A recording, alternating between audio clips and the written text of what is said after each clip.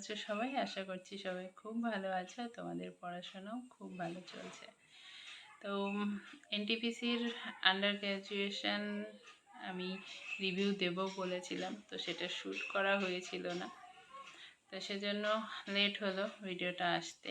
তো জানি অনেকেরই পরীক্ষা হয়ে গেছে অলরেডি, অনেক দিন আগে থেকে পরীক্ষা শুরু হয়ে গেছে। তো ভবিষ্যৎ মানে পরবর্তী আরও কয়েকদিন পরীক্ষা আছে, 8 তারিখ পর্যন্ত পরীক্ষা হবে। তো তাদের হয়তো উপকার হবে, সেজন্য আমার ভিডিওটা শ্যুট করা।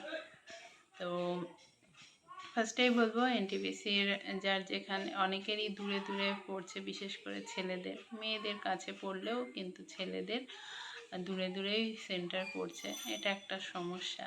যাই হোক, কিছু করার নেই, মেনে নিতে হবে বা মানিয়ে নিতে হবে। আর তারপর বলি, এনটিপিসির গ্র্যাজুয়েশন লেভেল সবাই জানি আমরা কেমন এসেছে। অনেকটাই হার্ড কোশ্চেন হয়েছিল গ্র্যাজুয়েশন লেভেলে, এবং কারেন্ট অ্যাফেয়ার্স অনেক বেশি দিয়েছে।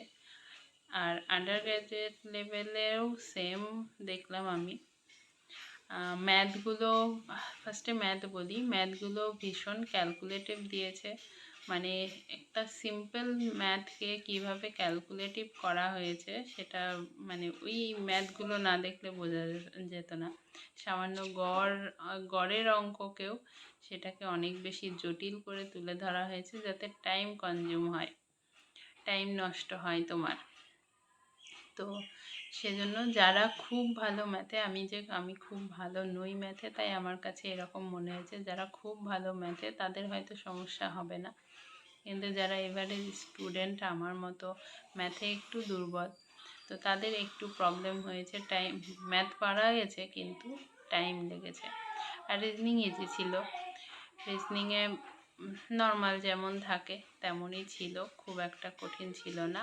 আর তারপর বলি জিকেতে সবারই সমস্যা হবে আমার মনে হয়, কারণ 40টা জিকের মধ্যে প্রায় আমি 18টা মতো, মনে হয় 18টার বেশিই হবে, 18টার মতো আমি কারেন্ট অ্যাফেয়ার পেয়েছি।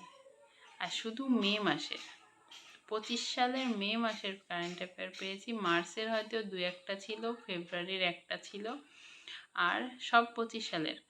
আর হচ্ছে মে মাসের কারেন্ট অ্যাফেয়ার সব তুলে দিয়েছে। 40টা কোশ্চিনে যদি প্রায় 15-20টা কারেন্ট অ্যাফেয়ার থাকে, 50% যদি কারেন্ট অ্যাফেয়ারই থাকে, তাহলে কিভাবে কি হবে জানি না। যারা আমি কারেন্ট অ্যাফেয়ার পড়ি, তারপরও ঠিকঠাকভাবে পড়ে আসতে পারিনি। আমি পড়েছি, পুরনো কারেন্ট অ্যাফেয়ার পড়েছি। 25 সালের কারেন্ট অ্যাফেয়ার সেভাবে আমার পড়া হয়নি, বা পড়া শুরুই করিনি আমি সেভাবে। 25 সালের কারেন্ট অ্যাফেয়ার 6 মাস চলে গেছে। হ্যাঁ, 6 মাসের কারেন্ট অ্যাফেয়ারটা আমার নোট করাই হয়নি। মেনলি কথা হলো আমার নোট করাই হয়নি, তো কিছু করার নেই, সেজন্য পারিনি, সম্ভবত পারিনি। তো অতগুলো কারেন্ট অ্যাফেয়ার ছেড়ে এসেছি। তারপরে আর অন্যান্য যেগুলো ছিল, যেমন নর্মাল থাকে, হিস্ট্রি থেকে মনে হয় 1টা কি 2টো ছিল, জিওগ্রাফি থেকে ছিলই না, আর পলিটি আর ইকোনমিক্স থেকে সব দিয়েছে। সায়েন্সের কোশ্চেন 1টা মনে হয় পেয়েছি, তাছাড়া বাদবাকি সব পলিটি আর ইকোনমিক্স থেকে এসেছে, আর কারেন্ট অ্যাফেয়ার্স এসেছে। হিস্ট্রি 2টো, জিওগ্রাফি নেই। তো এই হচ্ছে রিভিউ। আর আমার এক্সাম কেমন হয়েছে সেটা বুঝতেই পারছো। যারা জিকেতে কারেন্ট অ্যাফেয়ারে করে আসতে পারবে, তো যারা পরবর্তী এক্সামগুলো দেবে, তারা জানুয়ারি থেকে জুলাই মাস পর্যন্ত, এটা তো আগস্ট চলছে, জানুয়ারি থেকে মিনিমাম জুন মাস পর্যন্ত কারেন্ট অ্যাফেয়ারগুলো ঠোঁটস্থ করে ফেলো, অনেক উপকার পাবে।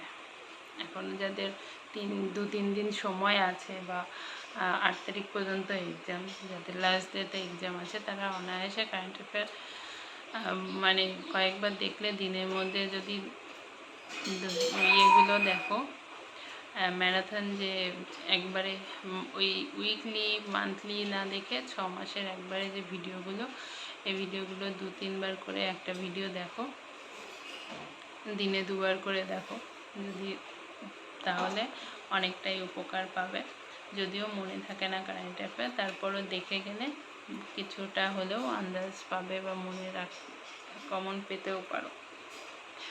তো এই ছিল রিভিউ। আর ম্যাথ তো বললাম, ক্যালকুলেশনটা একটু বেশি আসছে, রিজনিং ইজি আসছে। তো এই ছিল। আর পরীক্ষা দিয়ে এসে তেমন বেশি পড়া হয়নি, ওই রাতে একটু বসেছিলাম, কারণ পরীক্ষা দিয়ে এসেই পড়াতে শুরু করেছিলাম। বিকেলে এসে এক্সাম দিয়ে এসে বাড়ি এসে পড়াতে শুরু করেছিলাম, সন্ধ্যায় পড়ানো ছিল, তারপর রাতে বাড়ি এসে শুধু কিছু ম্যাথ করেছি, করে ঘুমিয়ে গেছি। তো এই ছিল এক্সামের দিন। আমার সারাদিন এভাবেই কেটেছে। সকালবেলা প্রচুর বৃষ্টি হয়েছে, এত বৃষ্টি হয়েছে। আজকে আমার পরীক্ষায় কল্যাণীতে ছিল, কল্যাণীতে জিডির রানও কিন্তু হয়নি বৃষ্টির জন্য, তো সেটা তোমরা দেখেছো। তো চলো, আজকের মতো টাটা, ভালো থেকো, সুস্থ থেকো।